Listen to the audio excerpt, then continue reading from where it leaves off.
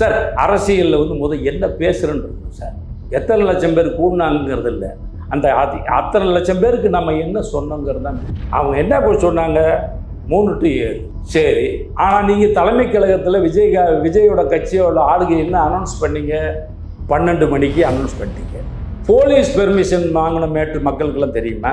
போலீஸ்காரவங்க இந்த டைம் கொடுத்துருக்கான்னு யாருக்காவது தெரியுமா உங்களுக்கு? கட்சி என்ன சொல்லிச்சோ, நிர்வாகிகள் என்ன சொன்னாங்க, கூடிட்டான். அப்படி நீங்கள் தான் டயத்தை முன்னால் ஃபிக்ஸ் பண்ணுது. அப்போ நீங்கள் போக வேணாம் சார். அவன் 12 மணிக்கு வந்துடுவார், போய் சாப்பிடலாம் வீட்டிலன்ட்டு வந்து நிற்கிறான். அவன் 12 மணிக்கு வந்து நிற்கிறான், காலை 8 மணிலேருந்து நிற்கிறான். கொஞ்சம் முன்னாடியே வரணுங்கிறதுனால. ஆமாம் சார், 8 மணி நம்ம கால்குலேஷன் வேணாம் சார். நமக்காக ஒரு தொண்டன் வந்து 8 மணிலேருந்து இருக்கான். 8 மணி டு மறுபடியும் 7 மணின்னா 11 மணி நேரம் வந்து 7 மணி நேரம் ஒரு தாமதமாக இருந்தார் சொன்ன டயத்தை விட. ஆனால் அவன் நிற்கிறது 11 மணி நேரம். விஜய் பேசிக்கிட்டு இருக்கும்போதே அங்கே ஒரு விழுந்திருக்கான், அவன் முதலுதவி பண்ணிட்டு. திரைக்குறள் நேயர்களுக்கு வணக்கம்.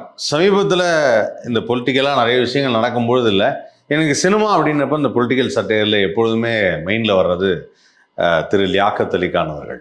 ஸோ அவர்கிட்ட இந்த டயலாக்லாம் வந்து நீங்கள் படத்தில் எழுதும்போதே அப்போவே படத்தில் இப்போ இருக்கிற கேள்விக்கெல்லாம் பதில் சொல்கிற மாதிரி நிறைய விஷயங்கள் எழுதியிருக்கார். அப்படிப்பட்ட ஒரு அற்புதமான மனிதர், டாக்டர், கலைமாமணி, வசனகர்த்தா திரு லியாக்கத் அலி கான் அவர்களை சந்திப்பதில் பெருமகிழ்ச்சி. வணக்கண்ணே. வணக்கம். எப்படி இருக்கீங்க? திரைக்குறள் நேயர்களுக்கு முதல்ல வணக்கம். நல்லா இருக்கேன். ஓகே.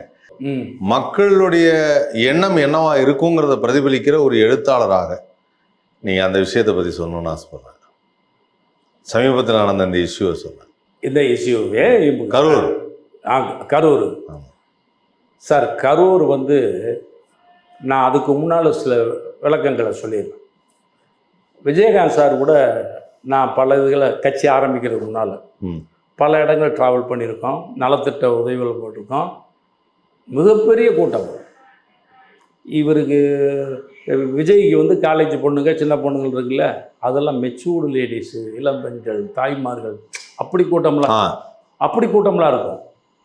அவருக்கு வந்து எப்படின்னா, அவருக்கு அமைஞ்சது இறைவன் என்னை அனுப்பிச்சிட்டான், ராவுத்தர் அனுப்பிச்சிட்டான். இப்போ நான் என்ன சொல்கிறேன், அவர் வந்து கேட்பார் என்ன பண்ணுறது ஏது பண்ணலாம் கேட்பார். அப்போ கேட்கும்போதே அதை எப்படி நம்ம அதை பண்ணணுங்கிற சிந்தனை இங்கே போய் தானே கேட்குறாரு. எதுவுமே கேட்காம போய் பாட்டு நிற்க மாட்டார். அப்போ இந்த டாபிக் பேசுங்க, இப்படி பேசுங்க. ஒரு மீட்டிங்கில் வந்து ஒரே கூட்டம் விசில் அடிக்கிறான். பார்த்தாரு, என்னென்ன பண்ணுறதுன்னு. ஒன்றும் பண்ணாதீங்க, நீங்கள் எப்படி அமைதியான பிறகு தான் நான் பேசுகிறேன்னு சொல்லி உட்காந்துருங்க.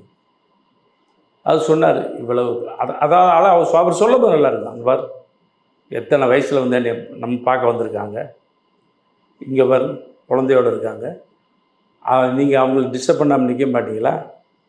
போங்க அங்கே வாங்க, நிர்வாகிகளுங்க எல்லாம் கேட்பார், கேட்டு போங்க சொல்லிட்டு அது அப்படி எல்லாம் அமைதியாகலைன்னா நான் பேச மாட்டேன், உட்காந்துருவேன்.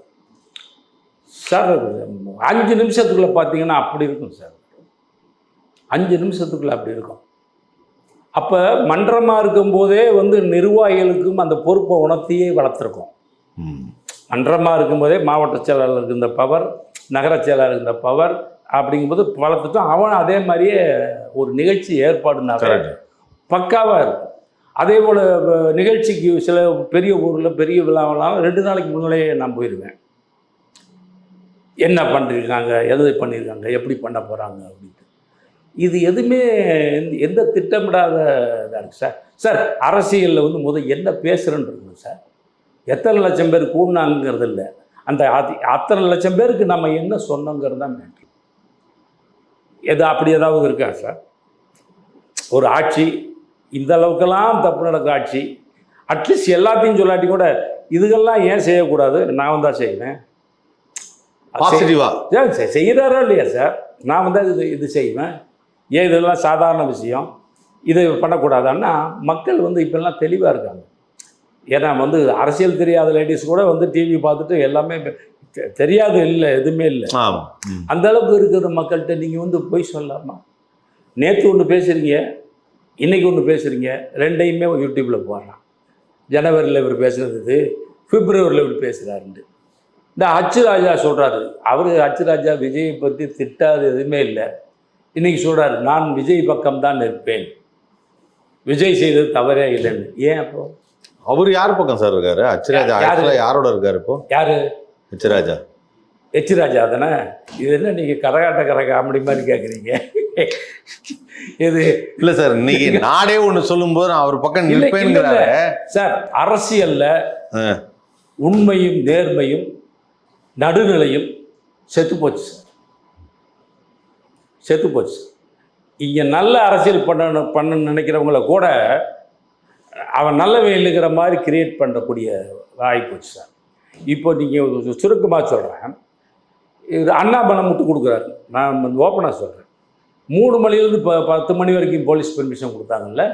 அவர் 10 மணி வரைக்கும் 9 மணிக்கு எப்போ வேணாலும் வருவார். அதை எப்படி நீ லேட்டாக 7 மணி லேட்டாக சொல்கிறீங்க அப்படின்னு கேட்குறாரு. இது போலீஸ் பெர்மிஷன் கொடுத்தது 3 to 10ன்னா இந்த டயத்துக்குள்ளே ஏதாவது ஒரு டைம் நீங்கள் ஃபிக்ஸ் பண்ணி முடிச்சுக்குங்கன்னு அர்த்தம். இப்போ கல்யாண மண்டபம் போகிறீங்க ஃபிக்ஸ் பண்ண, இந்த இப்போ 5 மணிலேருந்து 4-5 மணி ஈவினிங் 5 மணி வரைக்கும்னு சொல்லிட்டு நீங்கள் வந்து கல்யாணத்துக்கு வந்தவங்க பார்த்தா இது எங்களுக்கு டைமே 5 to 5 தான், அதனால் நான் மறுநாள் ஈவினிங் தான் தாலியை கட்டணும்னா எப்படி? பைத்தியக்காரத்தனமா இல்லையா சார்? அவங்க என்ன போய் சொன்னாங்க, 3 to 7. சரி, ஆனால் நீங்கள் தலைமை கழகத்தில் விஜயோட கட்சியோட ஆளுகை என்ன அனௌன்ஸ் பண்ணீங்க? 12 மணிக்கு அனௌன்ஸ் பண்ணிட்டீங்க. போலீஸ் பெர்மிஷன் வாங்கின மேட்டு மக்களுக்கெல்லாம் தெரியுமா? போலீஸ்காரவங்க இந்த டைம் கொடுத்துருக்கான்னு யாருக்காவது தெரியுமா உங்களுக்கு? கட்சி என்ன சொல்லிச்சோ, நிர்வாகிகள் என்ன சொன்னாங்களோ கூடிட்டான். அப்படி நீங்கள் தான் டயத்தை முன்னால் நம்ம ஃபிக்ஸ் பண்ணுது. அப்போ நீங்கள் போக வேணாமா சார்? இது 7 மணி நேரம் ஆகணும். அந்த இடத்த பற்றி நான் கேள்விப்பட்டிருக்கேன். கரூரில் சனிக்கிழமைனா சம்பளம் கொடுப்பாங்க, எல்லாம் நிறைய அங்கே தான் அசம்பிள் பண்ணியிருப்பாங்க அப்படின்ட்டு. அவர் எத்தனை மணிக்கு வந்தான்னா, நேரம் ஆக ஆக ஒரு விஐபியை பார்க்குறதுக்கு கூட்டம் வருமா வராதா சார்? வரும். போலீஸ் பந்தோபஸ்து போகிற. நான் ஒரு சின்ன மேட்ரு சொல்கிறேன் சார். நாங்கள் விஜயகாந்த் சார் போனது, விஜயகாந்த் சார் இங்கே பேசுகிறாரு வேணும்லன்னா, இந்த பக்கம் லேடிஸ், இந்த பக்கம் ஜென்ஸ், சென்டரில் ஒரு பாதை மாதிரி, அதே போல் அந்த பக்கம் பிரிச்சுட்டு அந்த சென்ட்ரு பாதையில் போலீஸை நிறுத்துவீங்க, உங்கள் கட்சி நிர்வாகிகள் நிறுத்துவீங்க, ஒரு கண்ட்ரோல் பண்ணுறது கரெக்டாக இருக்குமே. நீங்கள் விட்டுப்பட்டு எல்லாமே மொத்தமாக இது பண்ண சார். இப்போ என் மேலே ஒருத்தர் இடிச்சுட்டாரு, நான் விழுக போகிறேன் சார். இது சாதாரண இந்த எங்கள் யூனியனில் கூட அந்த அவ்வளோ பெரிய பஸ்ஸு வருது சார். இங்கே இருக்கவங்க அப்படி பின்னால் போகிறாங்க. என்ன ஆகும் உங்களுக்கு? பின்னால் இருக்கவனுக்கு இந்த ஸ்டஃப் இருக்கா முன்னால் தாங்கிறதுக்கு? அவனே ஏற்கனவே சாப்பிடாம இருந்திருக்கான் சார். ஓபிஎஸ்லாம் திருச்சியில் ஒரு மாநாடு போட்டார் சார். அவங்க கூட எல்லாத்துக்குமே சாப்பாடு இப்போ எல்லாம் அரேஞ்ச் பண்ணி தானே சார் போட்டாங்க. மாநாடு பெருங்கூட்டம்னாவே எல்லாரும் அதை தான் பண்ணுறாங்க, எல்லா கட்சிக்காரங்களும். திமுக, அதிமுக, பாஜக, பாமக எல்லாம் அதுதான் பண்ணுறாங்க. இவங்க ஏதோ சாப்பாடு எதுலையுமே போட்ட மாதிரி எனக்கு தெரியல சார். அவன் 12 மணிக்கு வந்துடுவார், போய் சாப்பிடலாம் வீட்டிலன்ட்டு வந்து நிற்கிறான். அவன் 12 மணிக்கு வந்து நிற்கிறான், காலைல 8 மணிலேருந்து நிற்கிறான். கொஞ்சம் முன்னாடியே வரணுங்கிறதுனால. ஆமாம் சார். 8 மணி நம்ம கால்குலேஷன் வேணாம் சார். நமக்காக ஒரு தொண்டன் வந்து 8 மணிலேருந்து இருக்கான். 8 மணி டு மறுபடியும் 7 மணின்னா 11 மணி நேரம் வந்து 7 மணி நேரம் ஒரு தாமதமாக இருந்தார் சொன்ன டயத்தை விட. ஆனால் அவன் நிற்கிறது 11 மணி நேரம் சார். ஒரு தியேட்டரில் க்யூவில் டிக்கெட் எடுக்கிறதுக்குள்ளேயே அந்த முட்டல் புது படங்கள் வரலாம், அதை பார்க்கலாம். எத்தனை பேர் அந்த டிக்கெட் எடுக்க முடியாமலாம் திரும்பி வந்திருக்காங்க தெரியுங்களா?